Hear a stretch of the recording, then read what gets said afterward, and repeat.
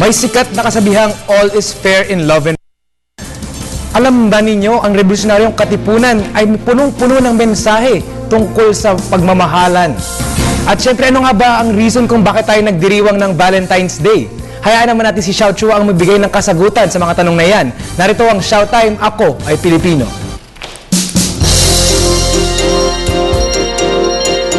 Mga saysayang araw po, it's Xiao Time! Ngayon po ay araw ng mga puso na itinaon sa Saint Valentine's Day. Ang kwento sa amin nung bata kami na martirang obispo ng Roma na si Valentinius dahil sa pagkasal at pagkalinga sa mga Kristiyano na noon na ipinagbawal ng imperyo. Actually, dalawa talagang santong may pangalan na Valentinius. Ngunit, noong 1969, tinanggal sa kalendaryo ng mga pistang pinagdiriwang sa buong mundo ang araw ni Saint Valentinius dahil ayon sa Vatican, wala naman talaga tayong historical na nalalaman sa taong ito, kundi siya ay inilibing sa Via Flaminia noong February 14. Gayon din, taliwas sa sinasabi ng iba na may kinalaman ng Valentine's Day sa paganong pista ng fertility, Lupercalia, na ipinagdiriwang tuwing February 13 to 15 noon, wala namang romantikong konotasyon ni Saint Valentinius hanggang isulat ni Geoffrey Chaucer noong 1382 ang isang tula para sa unang anibersaryo ng engagement ng hari ng Inglaterra na nagsasabing, "For this was on Saint Valentine's Day, when every bird cometh there to choose his mate." Ayun, ganun naman pala. Nakabit ang araw na ito sa pag-ibig at mga puso.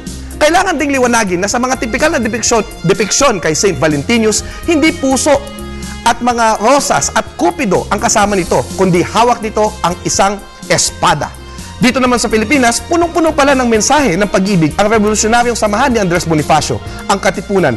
Ha? Hindi ba? Wala naman silang gusto kundi pumatay ng mga Espanyol at maging bayolente?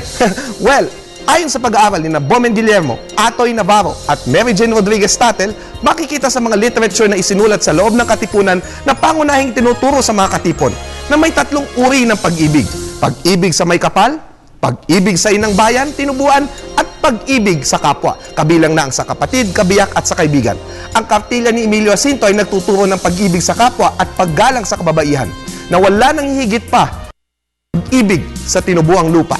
Paalala ni Andres Bonifacio, sumampalataya sa may kapal ng taimtim sa puso at gunam-gunamin sa sarili tuwina na ang matapat na pagsampalataya sa kanya ay ang pag-ibig sa lupang tinubuan sapagkat ito ang tunay na pag-ibig sa kapwa. At sa limbag na edisyon ng kartilya ng Katipunan ni Jacinto, binanggit sa isang talata, dito'y isa sa mga kauna-unahang utos, ang tunay na pag-ibig sa bayang tinubuan at lubos na pagdadamayan ng isa't isa. Ang pangunahing aral ng Katipunan ay hindi ang makipagdigma lamang, kundi ang umibig. Kaya naman pala pusong mamon tayong mga Pilipino pagdating sa pag-ibig.